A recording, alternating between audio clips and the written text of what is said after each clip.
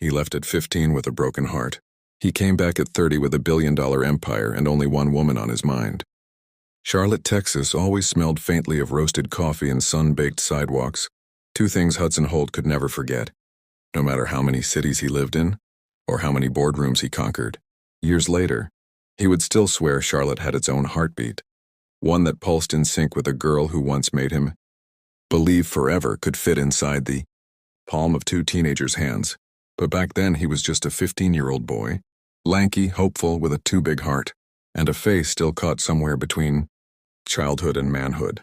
And she, Vania Young, was the 12-year-old girl who could draw entire worlds with a pencil and a scrap of paper.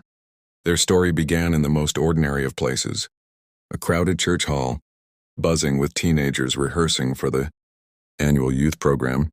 Hudson Holt and Vania Young, the youth coordinator, called, squinting down at the clipboard.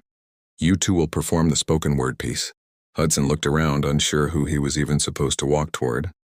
Then he saw her, standing alone near the windows, her braids falling over her shoulders, sketchbook tucked under her arm like a shield. She raised her hand shyly.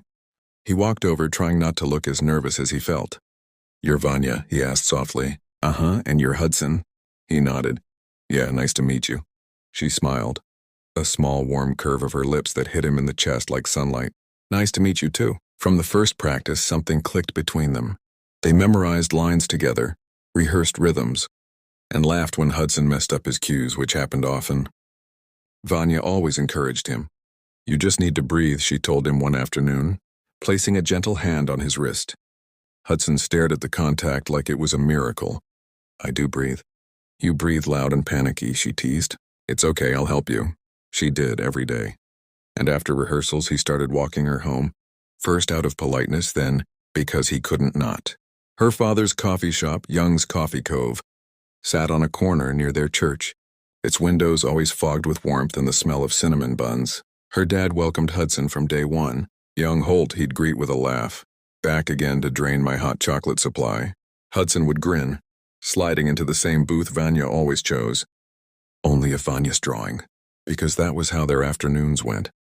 Hudson doing homework, Vania sketching him without asking, her pencil swishing against paper like it had its own heartbeat. He loved watching her draw. She did it effortlessly, capturing him with soft lines, his messy hair, his thoughtful stare, the way he chewed the ends of his pencils. One day she slid a finished drawing across the table.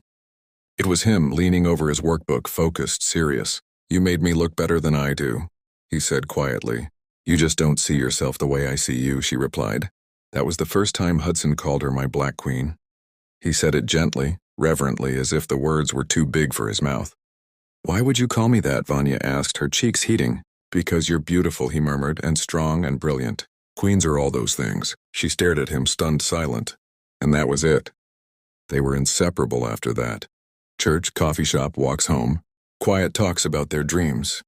Hudson told her he wanted to build something great someday, something that would make the world better. She told him she wanted to help kids see beauty in themselves through art. "You will," he told her every time. "You're gonna change the world." Vania would blush and shake her head, but she believed him. Somehow she always believed him. What they had was pure, too pure for the world they lived in. Especially for the Holts. Hudson's parents were wealthy, billionaire wealthy. His father controlled Holt Industries, one of the biggest aerospace manufacturing companies in Texas. His mother hosted charity galas and appeared in society magazines, always dressed like she stepped out of a luxury catalog. Vania came from a different world, a world of hard work, single-income households, and hand-painted open signs at her father's shop. And of course she was Black. The Holts were never openly hateful, just quietly, painfully prejudiced, cloaking their disapproval behind phrases like, "It's not appropriate and different worlds can't mix." So when they saw Hudson gravitating toward Vania like she was gravity itself, they panicked. They scheduled meetings with private school counselors. They worked favors with university deans. They whispered plans behind locked doors. And one day Hudson came home to find a letter waiting for him. A full scholarship to an elite engineering program in Austin, 3 cities away. His parents acted thrilled. He felt sick, because he knew this wasn't about education. It was about separation. The night before he was forced to leave, he walked to Young's Coffee Cove for the last time. Vania was closing up with her dad, wiping down tables. When she saw Hudson standing there with tears in his eyes, her heart dropped. "What's wrong?" she whispered. Hudson swallowed hard. "My parents, they're sending me to Austin for university. I leave tomorrow." Vania froze, cloth falling from her hand. "Tomorrow already, but I thought you were staying here for senior year." "I thought so too," his voice cracked. "I don't want to go." Her father quietly stepped into the back, giving them privacy. Vania reached for Hudson's hands with trembling fingers. "So this is it, you're leaving?" "No," suddenly, fiercely, he shook his head. "No, Vania, I'm coming back. I swear it. I swear it on everything I am. He'll always come back for you." Her tears spilled silently. "Please don't make a promise you can't keep." "I'll always find my way back," he whispered, pressing her palm to his chest. "Always." They hugged for the first time, tight, trembling, desperate. It felt like goodbye. It felt like forever. Austin was bright, fast, and cold in all the ways Charlotte wasn't. His parents quickly expanded their empire, opening a massive branch of Holt Innovations, a cutting-edge space tech manufacturing company that attracted engineers from around the world. Hudson rose through the ranks with terrifying speed, even for someone as brilliant as he was. Young executive, project lead, strategic manager, vice president in training. But while his resume grew, his personal life froze in time. He never dated, never entertained the wealthy daughters his mother paraded in front of him, never let anyone touch the part of his heart that belonged to a 12-year-old girl who used to draw him with soft pencil strokes. Every birthday he wondered what Vania was doing. Every holiday he thought of the coffee shop. Every night when Austin glittered outside his penthouse, he stared at the skyline and whispered the same quiet promise. "He'll come back for you." But somehow 15 years slipped by. Time moved. Life changed. His heart didn't. Weeks before his 30th birthday, Hudson woke up in his penthouse and realized something terrifying. He had everything and yet nothing. He was successful, wealthy, admired, and utterly painfully lonely. He thought of Vania, her laugh, her sketches, her belief in him, something no one else had ever given him so gently. He couldn't take it anymore. At breakfast, his mother mentioned the guest list for his birthday gala. Politicians, tech leaders, society elites. Hudson set his coffee down. "I'm spending the weekend with a friend." His parents exchanged suspicious looks. He never visited friends. He barely had any. But before they could question him, he grabbed his car keys and left Austin behind. The drive to Charlotte felt like driving back into a memory. Roads he used to bike, streets he once walked with Vania after youth rehearsals, places that still whispered her name. And then there it was, Young's Coffee Cove. Same brick walls, same sun-faded awning, same warm scent of cinnamon and roasted beans. He stepped inside, and her father looked up, stared for a long moment. Time folded in on itself. "Hudson Holt," he asked softly, disbelief in his voice. "Is that really you?" Hudson smiled, his throat tight. "Hi, Mr. Young." The older man smiled, then pulled him into a hug. "She always hoped you'd come back," he said quietly. Hudson's breath caught. She did. Every single year." Mr. Young gestured toward the window. "She's not here now. She runs an art center for kids, built it from nothing." Pride warmed his voice, overflowing, deep, fatherly. He scribbled an address on a coffee sleeve. "Go, she'll want to see you." Hudson's hands shook as he took the slip. After 15 years, he was finally going to see her again. The Children's Art Center was tucked into a renovated warehouse painted with bright murals. Kids' laughter floated through the open doors. Hudson stepped inside, heart pounding. She was across the room, helping a little girl clean paint from her hands. Older now, her features sharpened, her hair longer, her presence warmer and stronger than he remembered. Vania Young. He whispered her name before he could stop himself.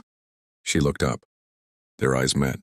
For a long second, she didn't really recognize him. Why would she? He wasn't the boy she sketched anymore. His shoulders were broader, his jaw sharper, his face more mature. He carried power now, confidence, authority. But then slowly her eyes widened. Her lips parted. Her breath hitched. "H. Hudson," she whispered.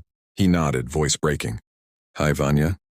The paintbrush in her hand slipped to the floor. She walked toward him like she wasn't sure he was real. Her fingers trembled as she touched his face, tracing the stubble on his jaw. "You came back," she whispered. "After all these years, you actually came back." He covered her hand with his own, leaning into her touch. "I promised, didn't I?" Her voice cracked. "I thought you forgot me." "I never forgot you. Not one day." Her tears fell, slow and disbelieving. He pulled her into him, arms wrapping around her like he'd waited half a lifetime for this moment. They talked for hours about life, art, business, dreams, everything they missed. The connection was instant, powerful, electric. As the sun dipped low, Hudson took a breath. Vania, my 30th birthday is in 2 weeks. I want you there, please. She hesitated, uncertainty clouding her eyes. Hudson, your parents never wanted. I don't care what they wanted, he cut in firmly. I want you, I want us. She looked down, twisting her fingers. It'll come, she whispered finally. But Hudson, your world once pushed me out. I don't know if I belong in it. He stepped closer. You belong wherever I am. Her breath caught. But as he held her hands, Vania felt a small, quiet fear curl inside her chest, a fear that the past wasn't done with them yet. She agreed to go to his birthday. But deep down she feared his world, wealthy, cold, judgmental, might break her heart again. And this time she wasn't sure she could survive it. Austin sparkled in the way only a wealthy city could, ruthless, polished, glittering with lights that never dimmed. And tonight, the lights burned brighter than usual as limousines glided toward the Holt mansion, spilling out people dressed in designer gowns and tailored suits. Every guest had come for one reason. Hudson Holt was turning 30. His parents had planned the event meticulously. No expense spared, no detail overlooked. The massive ballroom shimmered with crystal chandeliers, guests murmuring over champagne and imported delicacies. It was a night meant to celebrate power, prestige, and the future heir of Holt Innovations. Hudson stood near the entryway, greeting guests with polite smiles, his eyes drifting constantly toward the doorway. He barely heard the compliments, the business propositions, the flirtatious hints from wealthy women hoping to catch his attention. He was waiting for one person. His mother leaned over and whispered, "Smile genuinely, darling. Tonight is important." Hudson ignored her, because his heart was in the driveway, where a simple black sedan was just pulling in. Vania stepped out of the car slowly, her breath catching as she looked up at the mansion. It towered above her like a castle carved from wealth, every window glowing gold. Music drifting through the open doors. She felt underdressed, overdressed, too visible, too invisible all at once. But she had promised Hudson she'd come. She wore a deep emerald gown that hugged her curves, her skin glowing under the soft outdoor lights. Her hair was styled in soft curls that framed her face. Her makeup was gentle, enhancing her natural beauty, not masking it. She looked like a dream. Hudson saw her, and for a heartbeat he forgot to breathe. Everything around him went silent. The music, the chatter, the clinking glasses gone. It was just her. His Vania. He didn't wait another second. He walked straight toward her, his steps purposeful, eyes burning with something too raw to hide. His parents watched curiously from across the room, expecting a potential business partner or diplomat. They had no idea. Vania entered the ballroom timidly, eyes wide as chandeliers reflected in them like stars. Whispers rippled instantly. Who is she? Look at that dress, stunning. But she heard none of it. She saw only him. Hudson, she breathed. Vania, he said softly, taking her hand. You're breathtaking. Heat rushed to her cheeks. I almost didn't come. I thought I wouldn't fit in. You fit perfectly, he said firmly. Don't let this place fool you. You're the most radiant thing here. When he took her hand in front of everyone, gasps went through the room. Then his parents turned and froze. Their smiles faltered, confusion knitting their brows. His mother whispered, "Who is that?" His father narrowed his eyes. But Hudson didn't care. He held Vania's hand tighter, pulling her gently into the crowd as conversation started again, only this time with an undercurrent of curiosity and judgment. He introduced her proudly to everyone, CEOs, politicians, investors. This is Vania Young, she's very important to me. Every time he said it, Vania's heart thudded against her ribs. But not everyone smiled. Some nodded politely, others offered stiff greetings. Yet Hudson never left her side, not even for a moment. Hours passed. The cake was cut. Gifts were opened. Toasts were made. And the entire time Hudson's parents watched him with growing worry. When the last guest left, Hudson gently tugged Vania's hand. Stay here, he whispered. There's something I need to do. She nodded. Okay. Hudson turned toward his parents, jaw set, heart steady. It was time. His study felt heavy the moment the door clicked shut. His parents stood near the fireplace waiting, stiff as statues. What was that spectacle? His father asked sharply. You parading that girl around like don't finish that sentence. Hudson's voice was calm but steel-lined. His mother stepped in quickly. "Hudson, sweetheart, we're only worried. That young woman, your worlds don't match. You don't know her," Hudson replied. "And what exactly is she to you?" his father demanded. Hudson inhaled. "The woman I love. And the woman I intend to marry." Silence shattered like glass. His mother's face paled. "Hudson, don't be ridiculous. I'm not." His father's voice boomed. "Then understand this, if you continue with her, you lose everything." Hudson blinked. "Everything?" "The inheritance. The company. The estate. Every resource, every connection, every door we opened for you, all gone." His mother added urgently, "We're trying to protect your future. That girl has nothing." And mixing families, Hudson's fist tightened. "Enough." His mother flinched. "I built my life around this company," he said quietly. "But I won't sacrifice the woman I love for money or pride."